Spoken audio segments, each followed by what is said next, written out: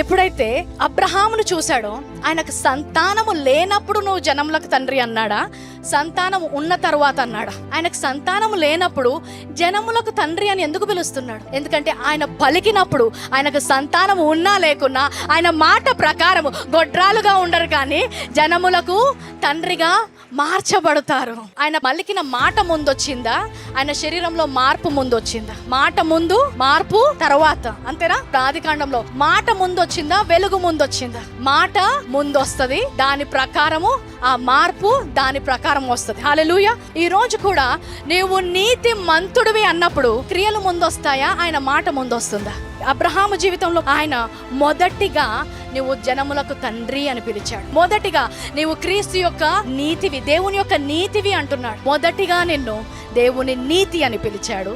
దాని ప్రకారము నీతి కార్యాలు నీ జీవితంలో మొదలవుతాయి.